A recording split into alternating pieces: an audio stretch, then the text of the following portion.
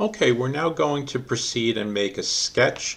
So I have the sketch that we're going to work on over here. The units are in millimeter gram seconds. That's the first change I'm going to make. So I'm going to start a new part.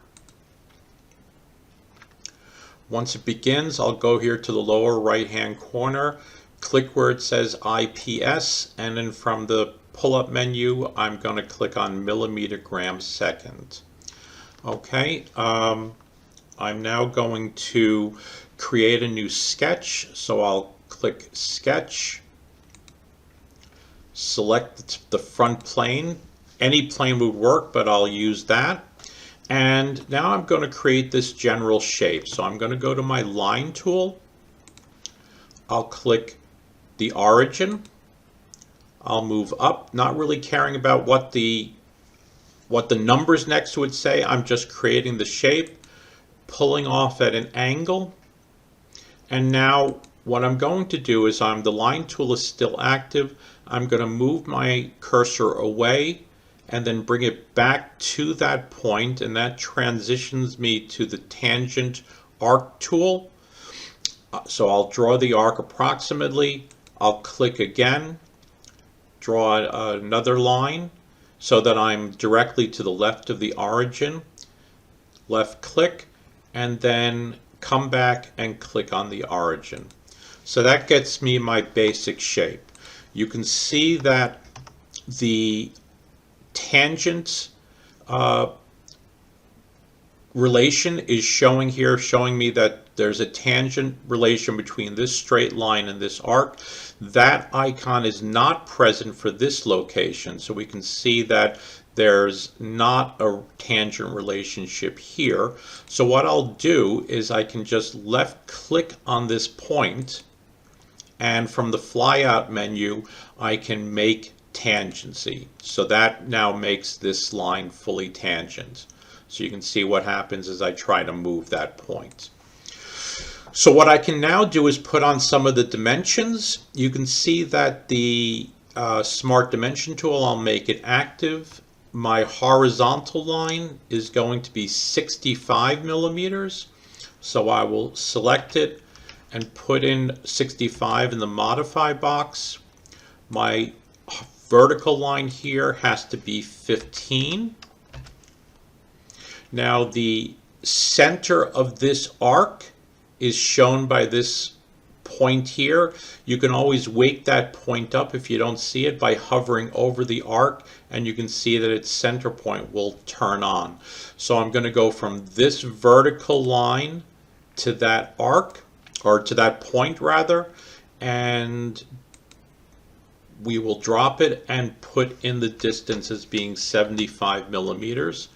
And then the last thing we need is to put in the radius of 12.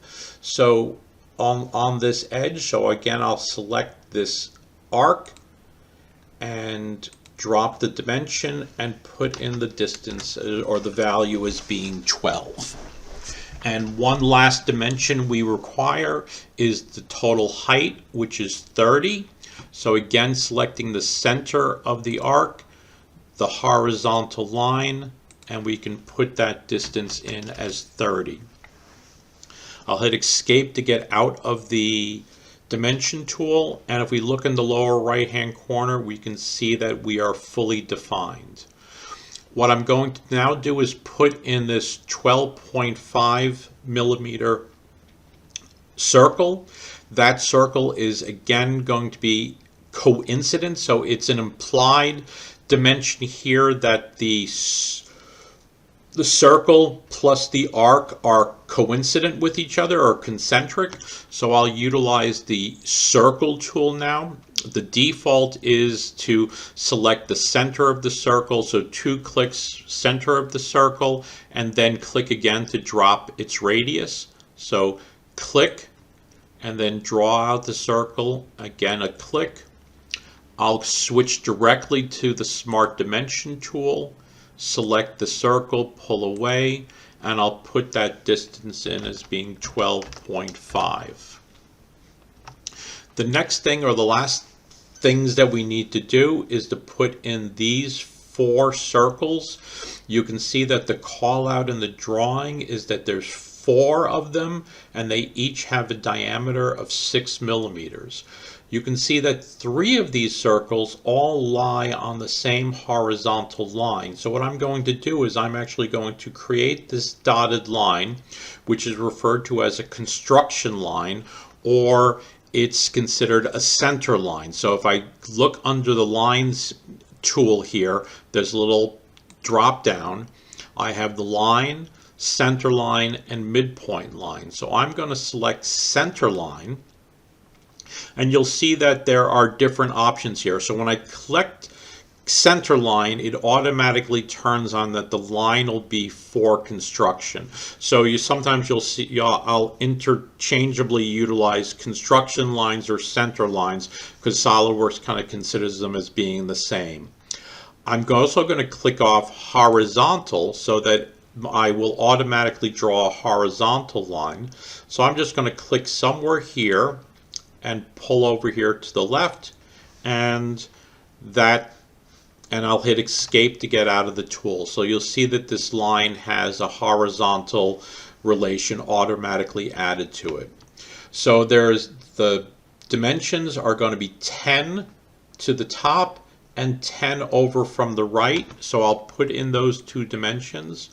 So clicking the line and the line, I can put in that dimension as being 10 millimeters, and then selecting, now I zoomed in and out, so I just zoomed to see it a little better. I'll click this line and the endpoint.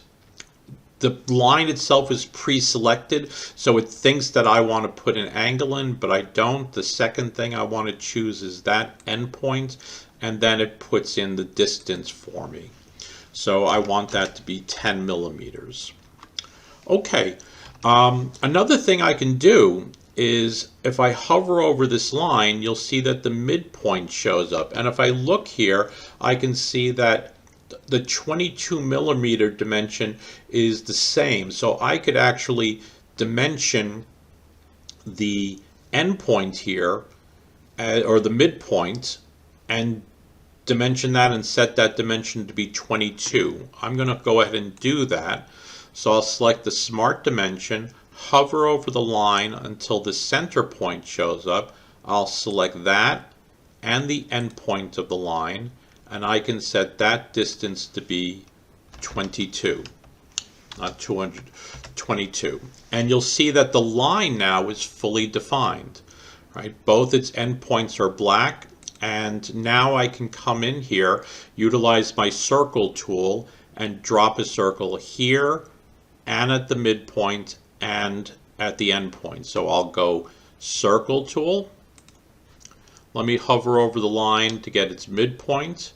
So one circle goes there, one circle to the left, and one circle to the right.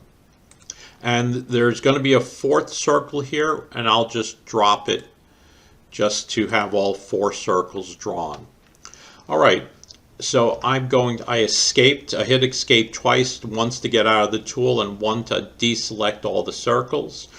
What I'm going to do now is set an equal relation between all of these circles so that I only going to need a single dimension to control them. So holding the control key down, I'm going to select 1, 2, 3, 4 times, and then I'll let go of the control key, and my little pop-up window didn't show up for some reason, but I can come over here under the property manager and you'll see that the equal option is available to me. So I'll select that, and you'll notice that next to each of the circles now there's an equal constraint, and you can see that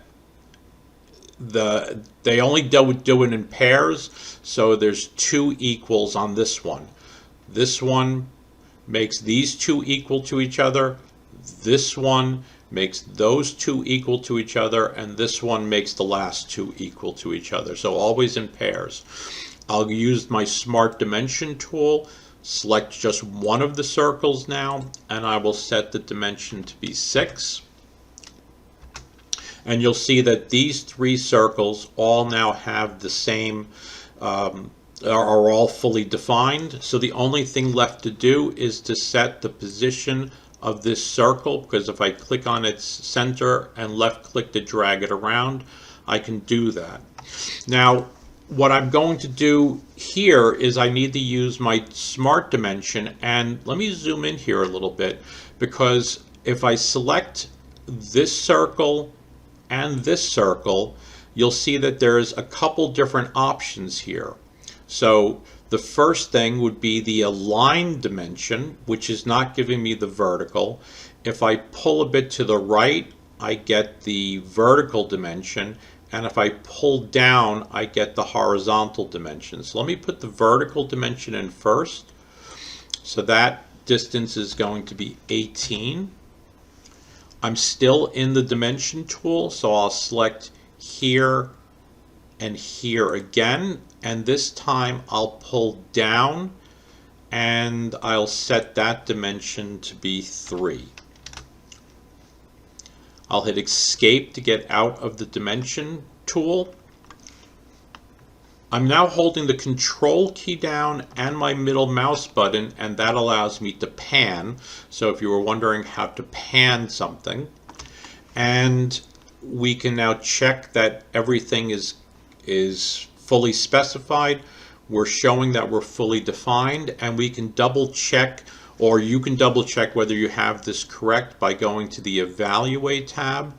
If I click on Section Properties, your area should be 2,120.3 square millimeters, and your centroid relative to the sketch origin, which is over here in the lower right hand corner, should be negative 45.43 millimeters in the X and positive 16.64 millimeters in the Y.